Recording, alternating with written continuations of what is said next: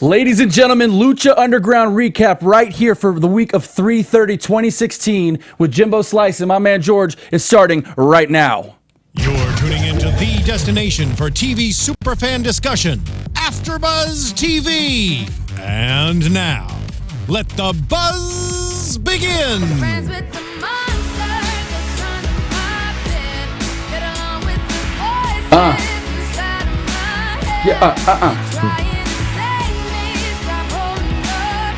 I can listen to this all day. We should just keep this playing, man.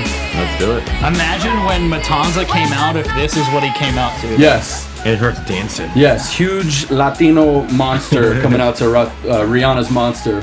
What's up, everybody? Welcome to AfterBuzz TV's recap show for Lucha Underground. If you are watching this, you are a true pro wrestling fan. Tell your friends about us. Share it on Facebook. Share it on Twitter. But first, before you do that, pay attention because I want to introduce two of my friends here joining me today to go over this Lucha Underground episode that was pretty awesome. First, the Jimbo Slice. How you doing, sir? Let me say something about Jimbo Slice. Jimbo Slice is the visionary for PWG with respect to what you see in indie wrestling. PWG specifically often comes from the lens, the eyes of the Jimbo Slice. Oh, thank you. The resident cameraman and producer of professional wrestling in Southern California. Welcome, Jimbo. Thank you. Yes. I'm glad to have Christian here. I was worried I was going to be all by myself tonight, and then I found some buddies to hang out and talk lucha with. Yes. So I'm happy. And there's me who have been to multiple PWG events, unfortunately not as visionary as this guy, but you know, I watch from a fan's perspective. I am George Hermoza, GHERMOZA on the Twitter and Instagram. And yeah, I too live in Lucha Underground. Yes, and just real quick, I wanted to mention about PWG and really about wrestling in general. It's that, you know, we cannot ever undersell the role of the fans in the crowd and the way that they play a part in the really the overall feeling in the building when it comes to professional wrestling. And Lucha Underground is no different. In fact, Lucha Underground actually may be different in that it stands apart as one of those shows where the energy of the fans in the building is what makes it great. Mm-hmm. You guys agree? Definitely. Yeah. I said it's like kind of like a Rocky Horror. When you go to like the Rocky Horror Picture Show and it's like the fans know when to throw the rice and know when to, squirt the squirt gun. It's like the believers in the temple, they're there. They love wrestling. They're ready. They're ready to chant. They're ready to jump up. They're ready to move fast when bodies come flying at them. They're ready. And it's funny, you can tell too, they just enjoy it that much more because when you look at the crowd or the believers, nobody's on their cell phone, nobody's trying to get a picture of somebody, they're just there to enjoy it. They're not like running up to the dude who's walking down the aisle to like... I feel like the energy that most people maybe would put in, Snapchatting or Instagramming, whatever they're doing, the energy is more focused on them just enjoying the show for what it is. Yeah, absolutely. I love that. Yeah, and it's not overproduced, and the crowd is very much, I feel, genuinely passionate about the results and what's happening in the ring. And I love watching it. Before we go any further, I want to introduce myself. My name is Christian Cole. You can find me on Twitter at XGenCole. I'm sure they're going to scroll it on the bottom. Tweet us during the show. This Lucha Underground movement, this Lucha Underground AfterBuzz recap show is just kind of starting to gain some momentum. But it's going to be based on you guys and you participating with us to start a conversation to really talk about what wrestling is for us, especially when it comes to Lucha Underground. I'm in the chat roll too, so anybody watching us live, by the way, live, if people watching all over the world live, feel free to, chat with us. Yes, and J Tan says don't talk about tennis or something. Says this isn't tennis, you doof. Is that? I don't know. I mean, I personally know J Tan. J Tan from the UFC show? Yeah. Oh. Yeah, J Tan is a friend of the show, and J Tan is ribbing George. I'm not sure if you got it. I don't get it, but feel free to let me know what the hell you mean by that. Okay. Okay. But let's get started with talking about the show because I want to get right into it. There is a lot to talk about when it comes to what happened on Lucha Underground here, March 30th, 2016. The show begins with the return of Dario Cueto. Oh, man. And it was palpable to have him back. I mean, we saw him last week just at the top of the ramp sending one of his, it turns out to be his brother, down to the ring, who ends up winning the Lucha Underground Championship. And now here we are, we're opening the show with Dario Cueto. And Dario is is in the ring, and he's explaining to the believers, which, by the way, it always sounds like believers when the Hispanic. So now it's like Justin Bieber fans. I'm not sure about all that. Maybe. But there's a recap of what happened last week, and Dario's up there, and he brings in his brother Matanza Cueto into the ring. This guy is a monster. The monster, Matanza Cueto. Like every time they announce him, they say like his full name. It's great. It's like Alejandro de la Cruz Cardenal. I get the I totally get that Marvel Children reference. Nice. That was a very good one. I didn't get it, but then when you said it, it clicked. Yeah. So what do you think, George, about Matanza? I mean, that guy looked like just it's complete. You don't really need to say about much. You just need to look at him, and you just know it's just complete destruction. Yeah. I mean, there really isn't much to say. You just got to see this guy and just the impact and the destruction that he just does. Like it just every move has an impact. Sure. Like every move has a meaning, and I love that about this guy. Yeah, and what's really cool is you're able as a company to put the title, probably one of the biggest angles in the company, on the back of somebody that no one's ever seen before immediately. And that's because the writing is brilliant. That's because the production is brilliant. That's because the wrestling and the way the stories are told to you are done in really smart ways. I mean, kudos to Robert Rodriguez and to all the production crew at El Rey and at Lucha Underground for making it so important so quickly that Matanza's there. Yeah, and like that's a really good point. I didn't even think of. Like most other companies would be like, "Oh, we got Rey Mysterio. That's who needs to be our belt. Like he's holding the belt. He's the face, the flag bearer of our company."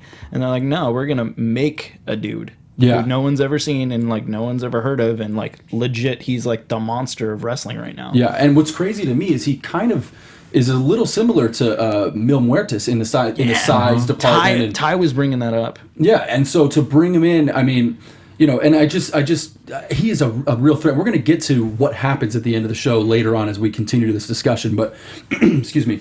It was incredible the way they finished the show, and we're going to talk about that in a little bit. But first, let's talk about this opening promo that happened in the ring, where Cuetos is in there. He gets everybody caught up to speed, and then Pentagon Jr. interrupts and comes in, and in Spanish and in some English. I mean, it's just I love that Spanglish promo style too, man. It's awesome. That's great. He actually attacks Dario after a bunch of talk happens, and Dario, with his arm behind his back, literally, getting his arm pulled behind his back, ends up giving the title shot tonight to Pentagon Jr. How excited were you when that happened? It was crazy because it was so funny because like Pentagon's like, no, I want the title shot. Like the only reason Matanza has the title is because of you, Dario. Right. And Dario's like, you don't deserve a title shot. And Pentagon's like, well, then I'm going to take one. Yeah. And he's like, okay, I'll give it to you. So with me personally, I didn't have the El Rey Network until maybe like 2-3 months ago. So I didn't watch a single thing of Lucha Underground until that 2-day marathon of like all 40 episodes of the first season. Sure. So I binge watched that whole thing. And within the first few episodes, I became such a huge fan of Pentagon Jr. Yeah. Like I knew nobody. Obviously I knew some of the guys, Willie Mack and some of the other guys, but Pentagon Jr. I'm such a huge fan of this guy, and I saw that he did a PWG show not too long ago. Yeah. If I had known that he did PWG, I would have been totally there. So I was totally his ring announcer for that show. You killed it, by the way. Thank you, sir. But before going into that PWG show, I was not well studied on Lucha Underground. It was still fairly new. It was back in August 2015, and oh man, he just delivered on everything. I mean, from the way his gear looks when you're standing right next to him, to the moves he's performing in the ring, to the charisma. I mean, he was up there cussing in Spanish with a ton of anger and energy, and then at the end of the match, Jimbo, you'll attest to this. What happened? Everyone was throwing dollar bills in the ring. The entire PWG audience. And I'm sure if the TV producers allowed it, they'd probably happen at Lucha Underground too, right? Oh, man. But they're probably trying to control it a little bit. But they're getting peppered with money. I mean, they must have made another $400 or $500 in tips, so to speak, at a wrestling show. I mean, that's incredible to me. Yeah, so going back to the actual show, seeing Pentagon Jr. getting that title shot, I'm like, hell yeah, I want to see this guy. I know they kind of have a lot of people on the roster. You can't show every guy every week, but any time Pentagon Jr. is on the TV, I'm like, dude, all eyes, no distraction, no nothing. Yeah. I know every time he knocks it out of the park. And to your point, George, the fact that Pentagon Jr. is so tough and so unbelievably resilient, at least I found in watching that opening segment, this is the match to make, right? But stick around, because at the end of the show we're going to talk about what happened and how the show ended and the implications of that for now the champion. So We'll talk about that in a few. Let's go to the second segment and talk a little bit about that. It turned out to be Johnny Mundo with the lovely and vivacious Taya facing off against Mr. Cisco and Cortez Castro in an intragender match, meaning men can face women. This is something that's common in Lucha Underground, something that I personally love. I love it. Kayfabe is dead. We know it. I'm 31 years old. I know you guys are around the same age as me. I miss kayfabe, but I have the stake is in the grave. It's gone. And the idea of watching a woman be able to wrestle anybody in the world, I love it. You know, there's certain ways psychologically that you can make that happen and make it work. They're making it work. What did you think about the Taya Mundo versus Cisco Cortez match? I didn't get a look at Taya's boots, but everyone else had Nikes. Did you notice that? Johnny Mundo had Nikes. Cortez and the Castro, they both had Nikes. I was like, does everyone just wear Nikes now? No one wears boots anymore? I just thought that was funny. Yeah. But it was a really good match. She takes a beating, man. Oh, man.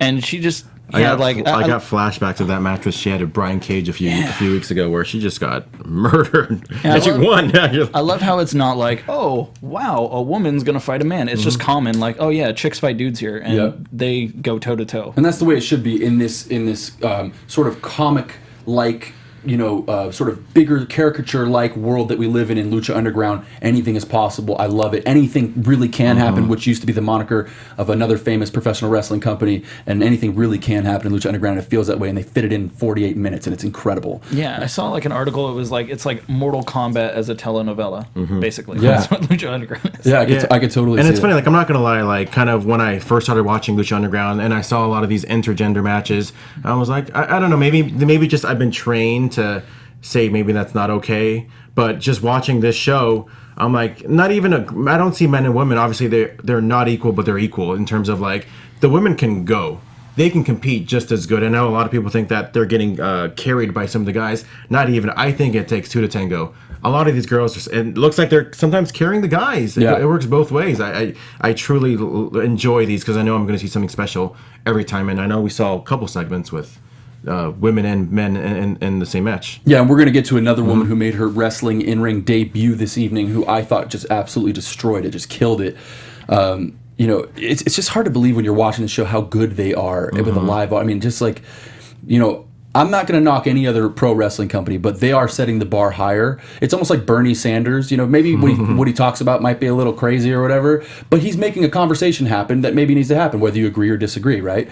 And in this case, it's kind of similar. It's like there's a wrestling conversation happening because of Lucha Underground, and the Taya's ability in the ring is one at the forefront of that and conversation. She's in like great shape. Oh yeah, she has like unique gear. She's not like every other chick where it's just like, oh, you got big fake tits. Now, correct me. She was trained by Lance Storm, correct? Yeah, that's what they say. Yeah. Mm-hmm. She's badass. I loved how in this match, I mentioned this like a couple episodes back. They'll do like camera angles, and then they show like a really, really weird wide angle to where you're like, why would they cut to that? Like if someone pressed the wrong key. But that's like someone's watching. Okay, that's yeah. like someone's watching this match angle. So I'm like, oh, there's that weird angle again. A little bit back and forth, and then you hear, I'm a machine. And I was like, that's who's watching Brian Cage. And leave it to our resident producer and cameraman Jimbo to have the foresight to pick up on things like that. And it's true, man. I noticed it a little bit too. And then you hear Machine come down, and here he comes. Cage, what can you say about Cage? I mean, I remember Cage working in the independent California scene up and down around here. He was a very in shape but slender, maybe 200 pounds. Boy, is he blown up. Boy, does he look good. And he probably right now is one of the biggest stars in that company. Oh, definitely. What are your thoughts on Cage, George? I agree. I mean, since he's shown up on Lucha Underground, he's another guy that you see him and you just have to see what he's going to do. Like, he's not some guy that can just walk in and you're not going to look at him for like Jesus Christ, that is a ripped You're like, are you real? Yeah, I know exactly. He looks like He-Man. Yeah. I don't know, maybe that's intentional. Maybe he's trying to look like He-Man. Funny enough, he plays He-Man. But yeah, and you can see he's another guy where just every move just has its own impact. Absolutely. Cage comes to the ring and off goes Johnny Mundo in his cowardice ways. He scurries off to the hills, and we're going to see more from that, as we know ever since 2 weeks ago, where he got hit with the cinder block, and it just blew up on his head. Which I love cinder block deaths in wrestling. You know what I mean? It's the best. But we're going to see a lot more from that. And then Cisco and Castro get the win, obviously, with a distraction. Psycho Realm. Was that cool? That sort of code breaker flapjack thing? Yeah. I don't know how you don't get hurt doing that. You're just really good at what you do. Bad. Yeah. Like it just looks like just knees to her chest. Like, oh man, like that. You don't want to do it to her chest. Yeah, like what? I will say that I'm still looking forward to like that whole twist that we saw like a few weeks ago with not Cisco. What's the other one's name? The other one's Cortez Castro. Cortez Castro, where he ends up being a cop, and obviously him and Joey Ryan. I can't wait till that storyline progresses a lot more. Yeah. Every time I see them, I want to see more of whatever that happened because I was like, no way, he's been a cop this whole time. Yeah. I don't know. I thought that was cool when I saw it. I always wonder what's gonna happen. Yeah. We'll see, and they keep us talking, they keep us guessing. But really, I think all good things for everybody in that segment in the future. Definitely. We cut now to a segment with Marty the Moth telling a bedtime story. Martin Casaus, maybe some of you remember him from Tough Enough a few years ago. This dude is killing it in his role as the Moth. Just this sort of schemy, Just that creepy. Oh man. Kind of guy you don't leave at home with really even your dog. Yeah. Right? I mean, it doesn't matter who it is.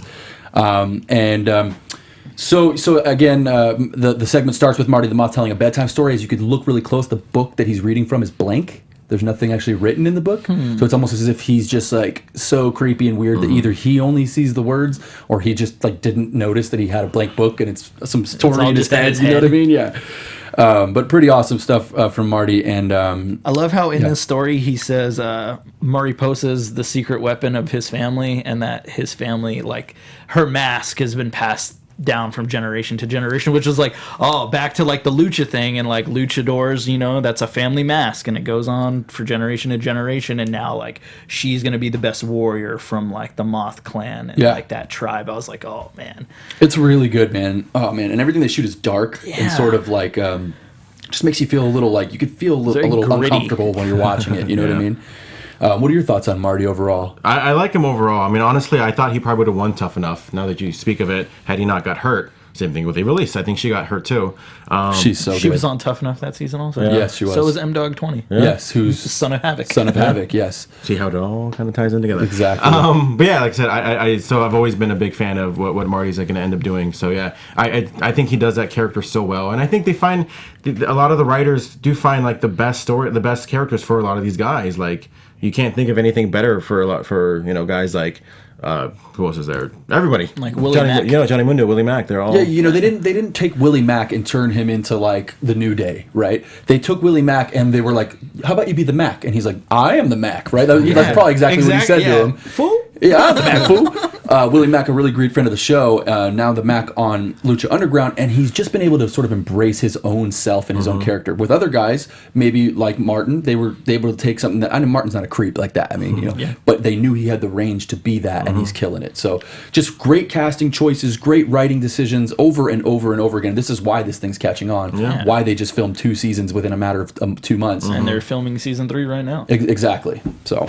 Really good stuff. Any other further thoughts on the Moth segment and that kind of promo that he was cutting? He just really does play that character great. Because like if you think about like him when he was on Tough Enough, he was just like a dude in tights. Yeah. You're like, what kind of guy is he gonna be, or like what gimmick are they gonna try and give him? And then like see him now, and you're like, this dude is creepy. Like if I saw him on the street, I'd walk on the other side. Totally, you know, like he's so believable. That's a profound way to put it too, because it's just like I think with Tough Enough, they had stripped everyone down so far that you didn't know what they were going to be in, and they did it intentionally so they could create something later. I couldn't picture anything from Martin. He's a nice guy, really good to work with, very professional, but I couldn't see that from. And then like here it is, and it's perfect, and he's killing it. So I wonder what good. he thought. Like if someone told you like, hey, you're going to play sort of like a creepy pedophile. Like, you know, like a monstrous type of Buffalo Bill-esque kind of dude. Yeah, you might be like, well, damn, all right. But then if you go in there and murder it, like, and now the eyes of the wrestling world are on Martin at this point. Yeah, so for sure. It's awesome. I'm wondering when we're going to see some tag stuff. Maybe between. I'm sure against the Mac and Sexy I guess, Star. What's the thing called? Lucha Mania? No, is that what the that would just be a straight up ripoff. Ultimo Lucha. I really do see they're probably building up for Mariposa and Marty against Mac and Sexy Star. Do you guys know? Are they trying to do every season have a lucha? I would assume Ultimo so. Lucha. Okay, Because it'd be kind of cool if it was an annual event, but then like they've already done 2 seasons within a calendar year. So will they have 2 Ultimo Luchas within a calendar year? I would think that's like because they do essentially do season, so I think that'd be the big season finale. That's my theory. I think it's smart. I think it might even be cool to one day not worry about seasons so much and just become a weekly episodic. I agree. It's good enough where everyone wants to tune in every week. I think we went 12 weeks without it over the winter. That was tough. No Walking Dead, no Lucha Underground. It was a lonely winter, lonely cold winter. All right, moving on, guys. We're going to talk now a little bit about the Mariposa with Marty versus Sexy Star match itself. This one was real simple. Mariposa, let's talk about her debut for just 1 second, okay? She always had a cool character, but now this week we got to see her wrestle, and boy, is she stiff and awesome, and like when people fight in Lucha Underground, it looks like they're kicking the shit out of each other, right? And in this particular case, Mariposa, like stiff kicks, stiff movements. She ends up winning the match. What did you guys think about Mariposa's performance in the ring? The way she moved, it was like a female Matanza. Yeah. Like she was like coming for her and grabbing it and moving, and then like I think Sexy Star goes for like the octopus hold, and it's like, oh, she's gonna tap her out, and no. Backbreaker, side slam, and then she does the vertebreaker. Yeah, not the vertebraker, the butterfly effect. That's right. Suck it, Shane Helms. Which was it's called the butterfly nasty. effect now. And then gets the win. Yeah. Just like, oh. George, what about you? Mariposa, she impressed you tonight? Absolutely. It's like she's been wrestling for years as a cheerleader.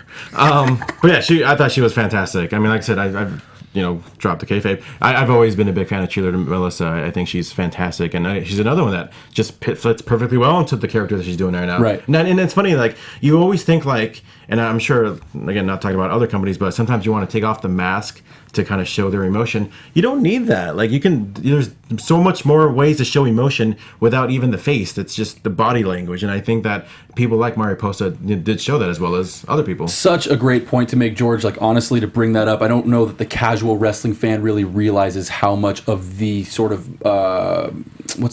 mannerisms of a masked or unmasked wrestler means to an audience. And in this case, Mariposa killed it with that sort of attitude of her walk and the way she did her moves. Just really very impressive. And cheerleader Melissa, kudos to her for going ahead and taking that next step for her career. She's been around forever and been really quite, honestly, she's been killing it on the indie scene, making money all around the world as cheerleader Melissa. I think she had a short stint in TNA. Is that correct, Jimbo? As Raisha Saeed. Raisha Saeed. Oh. Yeah. Oh, when they hired like a ton of knockouts, and then they were like, shit, what do we do with all these girls? Yeah, exactly. So she was that. Raisha Saeed, if you want to YouTube that and see some of her old work. Cheerleader Melissa, again, big in the California scene, but also around the world. And now just taking on the Mariposa gimmick and just being awesome. I mean, That just shows the range too. Like she can really go. Like she can play like an Arab chick, or she can play a masked chick, or she can play like a cheerleader. It's like, dude, she's really good at everything that she's done. Yeah, and I like the way you said that she can play this and play that. I think that I've been in the wrestling industry myself now for about 8 years, and when I first broke in 2009, there was like a sort of you could be shunned or sort of blackballed if you were to ever talk about the acting elements of pro wrestling. It was always just promo work and kicking ass. Like you couldn't ever talk about acting itself. And then a couple years ago, WWE gave AJ Lee and Paul Heyman their Actor of the Year award, and the whole internet exploded, right? But it's cool to have that cat out of the bag to talk about how Melissa's got some great acting skills and like the ability to be dynamic and have those things happen. Whether in the ring or out, Mariposa has a future with the company. I think that it could be in that tag match for Ultima Lucha.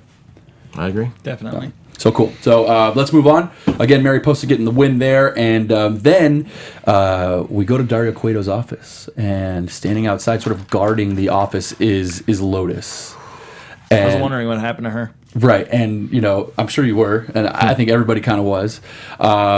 But Katrina still shows up regardless and wants to talk about Matanza, which is and Mil Muertes, the two sort of, what's going to happen with Mil Muertes? He just lost his belt. Will he get a challenge? We know that tonight it's going to be Pentagon Jr. versus the newcomer, the new champion in Matanza. I keep forgetting how to pronounce his name.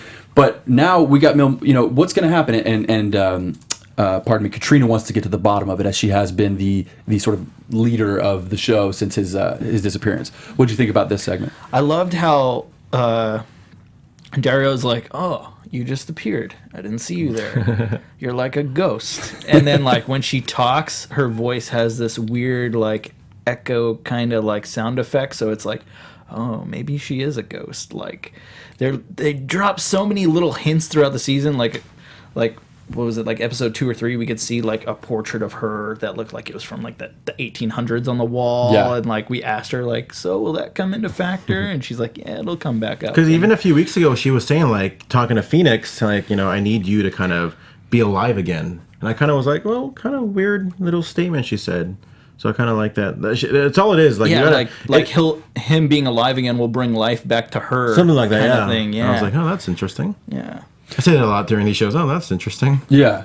Well, the sort of the meta approach that they take towards kind of letting anything be possible, and not to be redundant, but just that fact that she could be a ghost is so cool to me. Why can't that exist in wrestling? You know what I mean? We used to have a guy who was a repo man who exactly. Yeah, I mean, there's like all kinds of stuff in wrestling. Why can't we have ghosts? I want more ghosts. We should have a ghost on ghost tag match. Yeah. You know what I mean? With just like an empty ring I mean, and we've seen, a ref. I forgot. I mean, I'm sure it was some indie show. A guy faced like a The imaginary Invisible goat Man. or Invincible Man or something like that. Yeah. That's happened. Yeah. So Well, many in people Japan, have they done it. wrestle dolls and children and stuff like blow-up that. dolls And they draw and they Yeah. sell out crowds. I mean, this is like, that's what wrestling is supposed to be. It's supposed to be for those who love wrestling and those who want to be entertained by it. There's certainly a big enough market for it. Lucha Underground's able to get both sort of crowds, non-wrestling fans and wrestling fans, but the best thing they're doing is impressing the wrestling fans and keeping us coming back, because we're the hardest to please, right? I mean, Yeah, and it's easier for us to go to our non-wrestling friends and be like, dude, watch this. Yes. Like, you don't like wrestling, but watch this. And Right. then they're like, holy shit, this is really cool. yeah. All right, so then we're going to move on to the tag match between Team Havoc versus the Disciples of Death.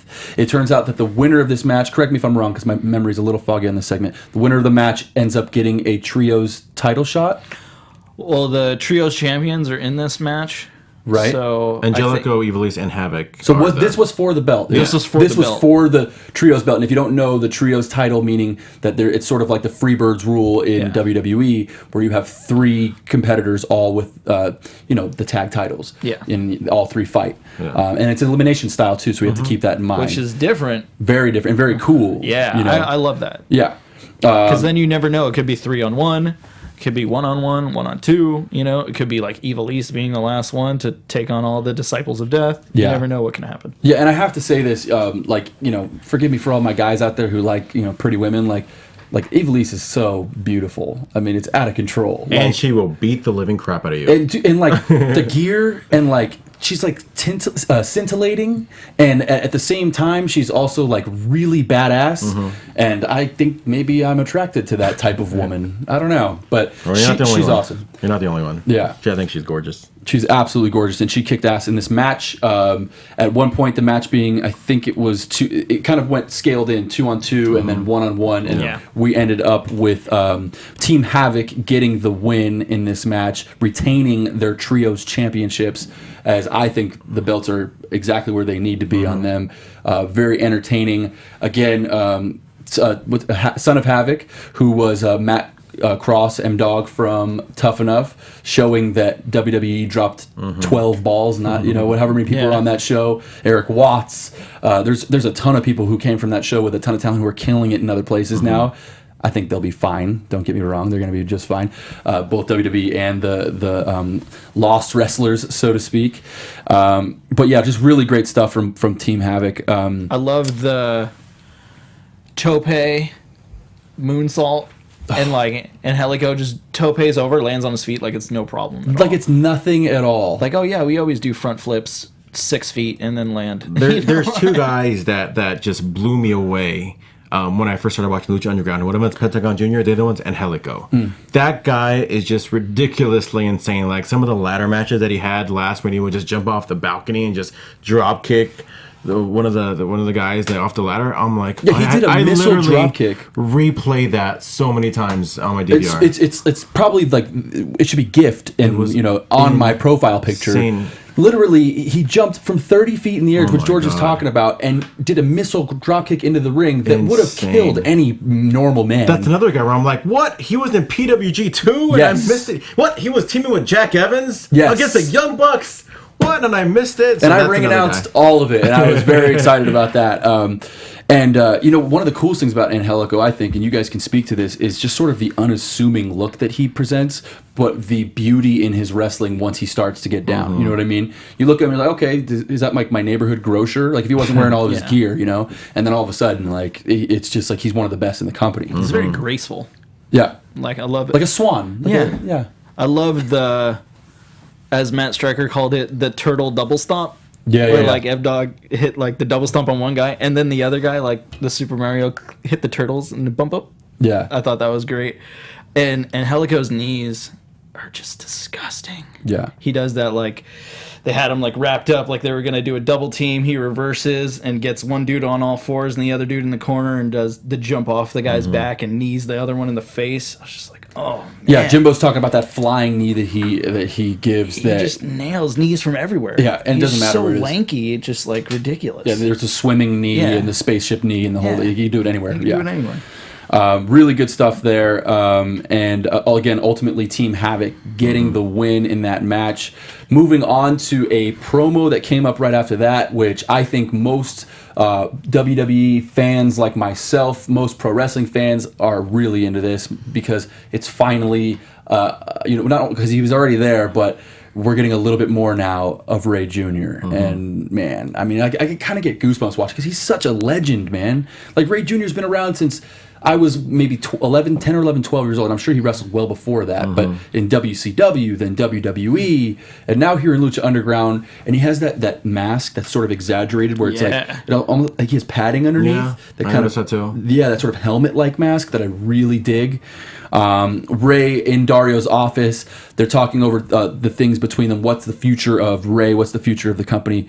Dario tells Rey that he respects Rey, and that Rey doesn't have to have a beef with Matanza. Don't worry about the champion, Rey. You're here. You're good. And Dario says he should fight Dragon Azteca instead in the ring next week. What do you guys think about that? Is that going to happen? Is Rey going to go along with the program? What's the story? I loved how Dario's nameplate on his desk said, I'm kind of a big deal. That was the best. yeah. And then Rey brings up Dragon Azteca Sr., not Junior, and that's why he's there, and to find out why he went into the temple but never came out. And Dario's like, you don't need to worry about that.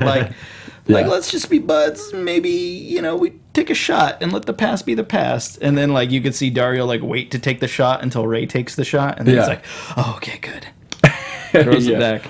No poison in there. Yeah. I mean, obviously, Rey Mysterio brings so much like credibility, like history, not just in the WWE, but just that lucha background. I mean, a lot of people don't realize just how much of a legend he is to a lot of the just straight up lucha libre fans. Yeah. And just for him to be here, and I mean, they were fine without him. But with him, it's like, man, now Rey Mysterio's here, and it's got to be legit. Like you said, there's like that next level thing. Yes. That like Lucha Underground keeps raising the bar. Yeah. Like, Yes. Oh, And how cool is it to have Rey work with some of these young guys that we're praising, whether it's Mac or Cage, and Phoenix. hopefully we have a time for him to work with Phoenix and work with I'd love to see him against Pentagon. or Aereo Star my God. or Pentagon, man. And we're about to get to that segment in a minute, and I can't wait to talk about what's going to happen there, because Pentagon is so seriously badass, and it's really cool watching him.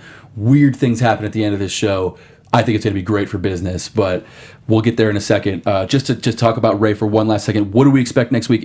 Was that, by the way, cemented? Did Dario Cueto make that match, Rey versus Dragon Azteca, in the ring next week? Is that definitely I happening? don't know if that Yeah, it was a little like, gray, right? I don't think officially it's official, made. but I'm sure they'll acknowledge. I it think next at some week point. we'll get like another vignette teaser about like maybe he goes up to Azteca Jr. and he's like, I came to tell you that like I'll face you next week in the ring. Yeah. Or like something like that. I like how you said it. You made like I'll face you in the ring next week.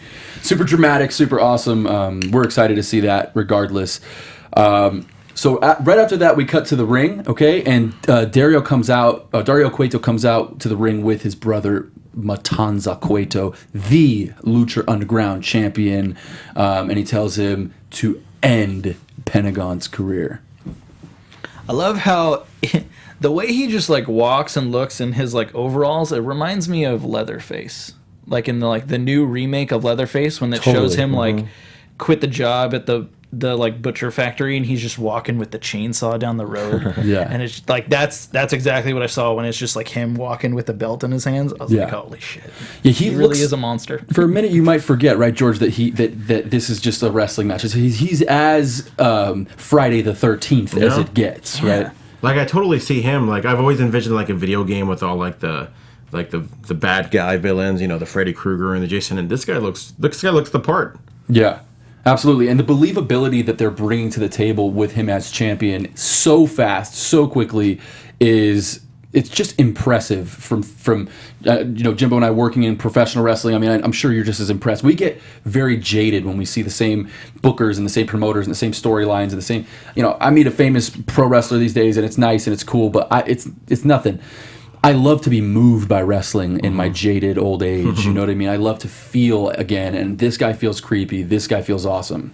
And so here we are. We have our match, and this is what we need to talk about. And I think we should spend a good amount of time talking about this final match. Matanza versus Pentagon Jr., and what we had here was a slaughter. What we had here was akin to Insider Talk, a squash match. What we had was Matanza destroying Pentagon Jr. until he was dead in the ring, and then there was 1, 2, 3, and that was the end of the show. And Pentagon Jr. for over a year now has been built up to be the toughest guy, excuse me, of Lucha Underground, the sort of Stone Cold Steve Austin badass breaking type. arms. Pentagon Jr. will kill you. And Matanza Cueto just murdered him.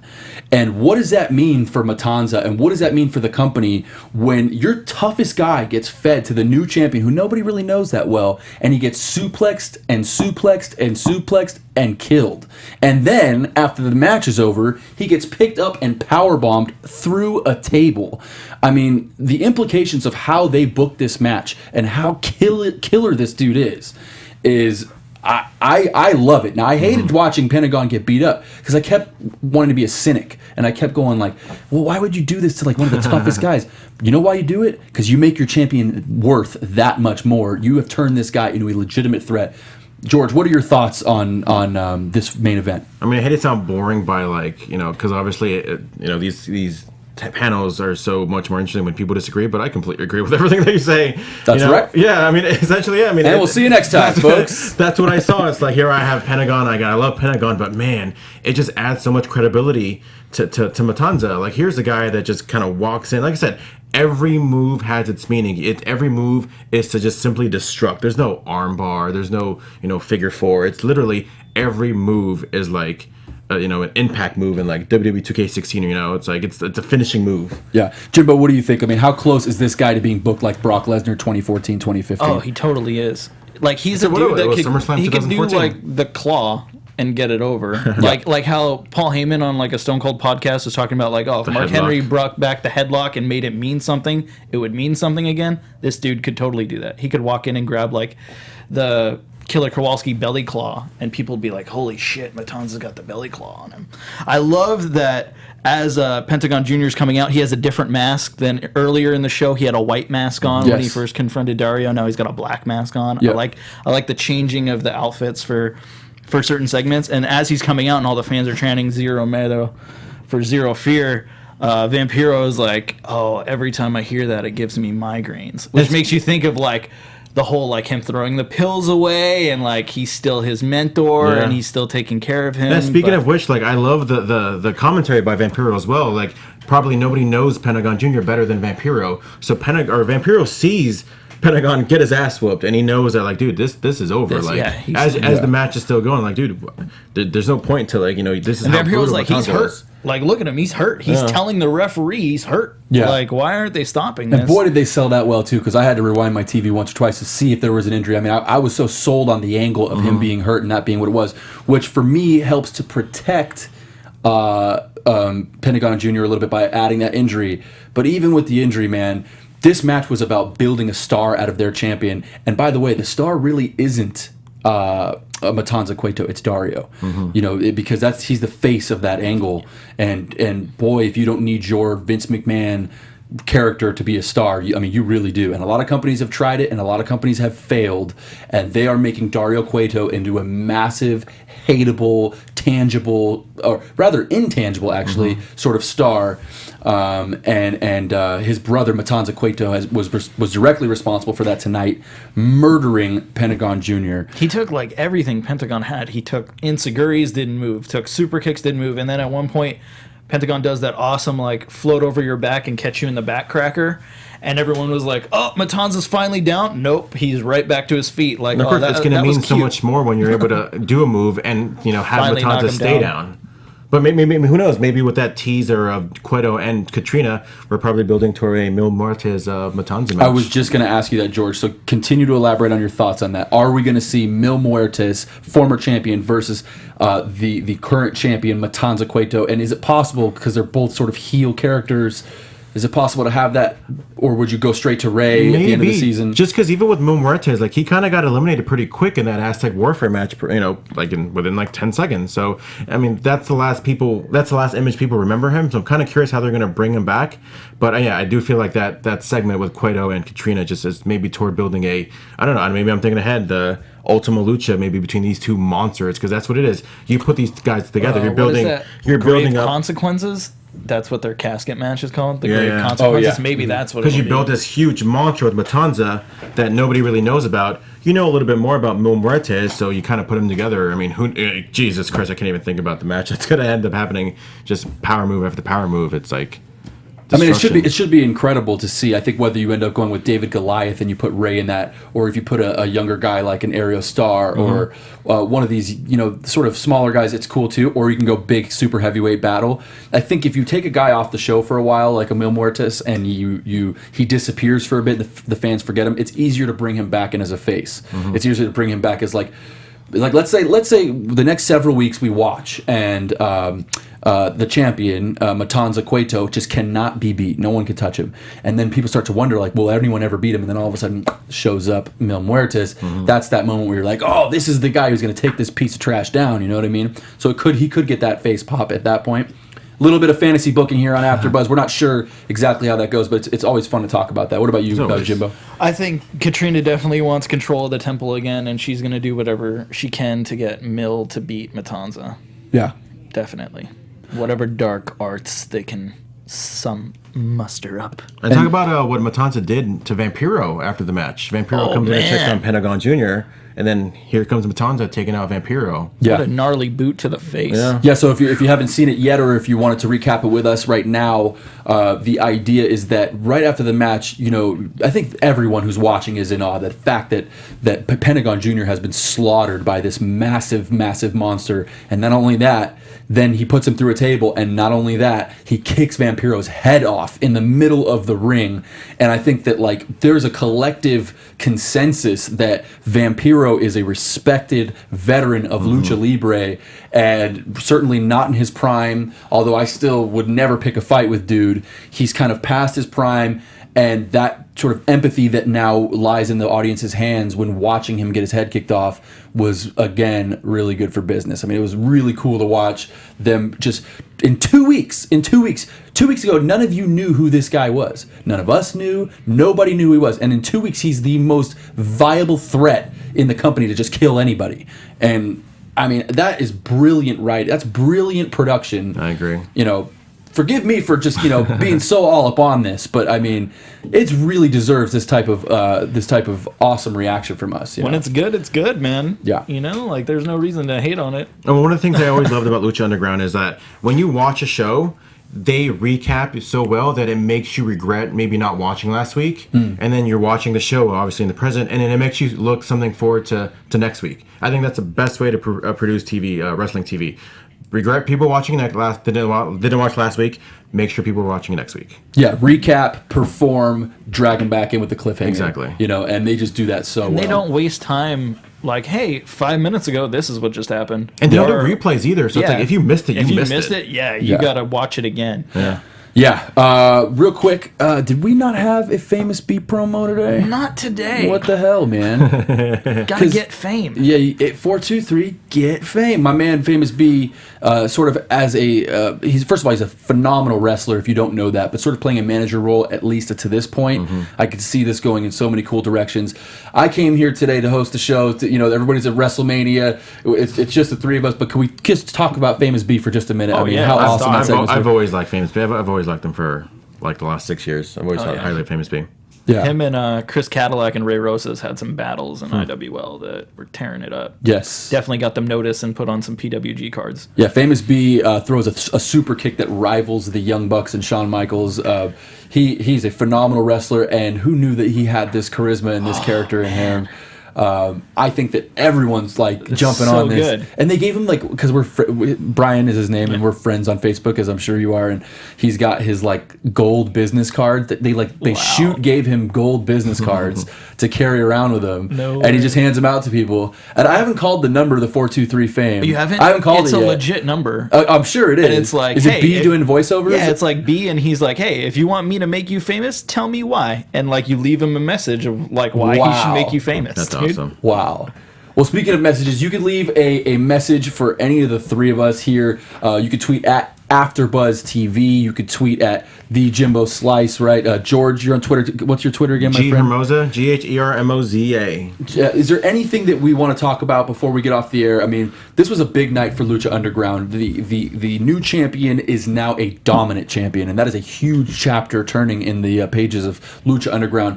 Any closing thoughts? And then when you're done, George, go ahead and plug yourself. Tell us where we can find you. Man, again, every single week, I just can't wait to the following week because I know there are always something hanging, whether it's Rey Mysterio versus Azteca, or just seeing what's going to happen with Matanza, even a backstage promo, or not promo, so backstage segment where he's because he got locked in a cage. That's where he stays. He's locked in a cage. Locked in a cage. And then Cueto comes in and was that the key that I always had? That is the key. The key finally comes around full circle in the storyline. We had Chris DeJoseph in studio. He mentioned that he's been wearing this key, so we wanted to let people know subtly he's like evil Bart Simpson, something. just sort of inside the basement being held and then taken out.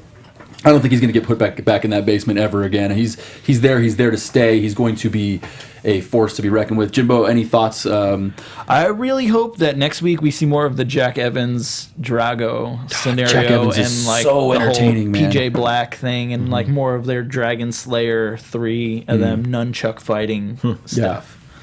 Where can we find you on Twitter, Jimbo? Find me on Twitter at the Jimbo Slice, TheeJimboslice. Go to highspots.com and buy this Young Bucks documentary I made. Or if you're attending WrestleCon this weekend, Lucha Underground has a panel of some kind with Matt Stryker and a couple other people that are on Lucha Underground. So go there, check them out, talk to them.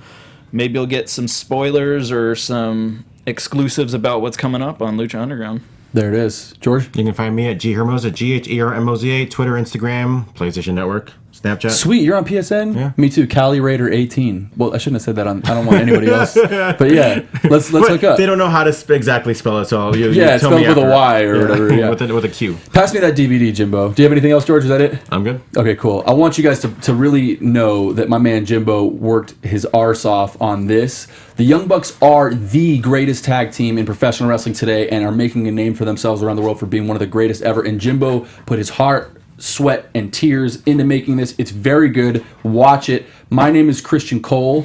You can find me on Twitter at XTIanCole, or you could, stalk me on my Facebook, but I won't accept you.